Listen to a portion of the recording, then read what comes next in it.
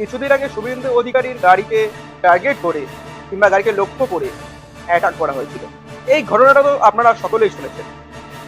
ঘাটালে মমতা ব্যানার্জি যাওয়ার সময় মমতা ব্যানার্জির যে সিকিউরিটি ফোর্স আছে, সেই সিকিউরিটি মধ্যেই নিজেদের মধ্যেই বিবাদ সৃষ্টি হয়। এসব ঘটনা আপনারা দেখেছেন কিংবা জানেন। শাসক দল, বিরোধী দল, রাজনৈতিক দরজা চলতেই আছে, চলবে। আপনি ফোন ইউজ করছেন, হোয়াটসঅ্যাপ তো সকলেই ইউজ করে থাকেন।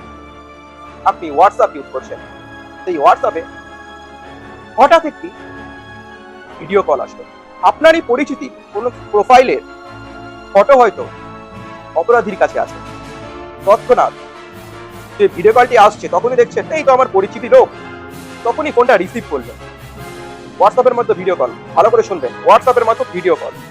হোয়াটসঅ্যাপের মাধ্যমে ভিডিও কল যখনই আপনি রিসিভ করলেন, তখনই অপর প্রান্তে যে বসে আছে সে একটি নগ্ন অবস্থায় বসে আছে। কি অবস্থায়?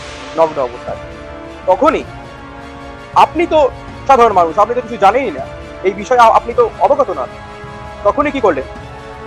তখনই অপর প্রান্তে যারা আছে, যে নগ্ন অবস্থায়, সে মেয়ে হতে পারে কিংবা ছেলে হতে পারে, তৎক্ষণাৎ সে কি করছে? আপনার ভিডিওটিকে রেকর্ড করে নিচ্ছে কিংবা স্ক্রিনশট করে নিচ্ছে।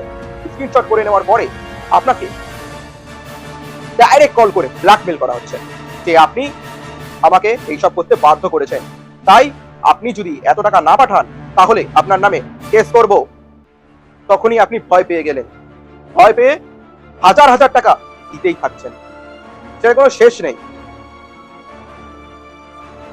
তাই বলছি, ভিডিও কলটি রিসিভ করার আগে যাচাই করে নেবেন। ভিডিও কলটি যখন রিসিভ করবেন তখন কি করবেন? এখন ক্যামেরা আছে মোবাইলে, ক্যামেরার মধ্যে চাপা দিয়ে দেবেন বা হাতটা এরকম ধরে রাখলেন, ক্যামেরার মধ্যে ধরে রেখে ফোনটা রিসিভ করবেন। তারপর দেখবেন যে হ্যাঁ ঠিক আছে, লোক ঠিক আছে, ওকে। তারপরে ক্যামেরা হাত থেকে সরাবেন, তার আগে না। এই ট্রিকটি ফলো করুন। কি কোনো ভুয়ো ঘটনা না। আর আমরা মিথ্যা সম্প্রচার করি না, আমরা সত্য প্রকাশে প্রতিজ্ঞাবদ্ধ। তাই এরকম ঘটনা থেকে সতর্ক এবং সাবধান হয়ে যান।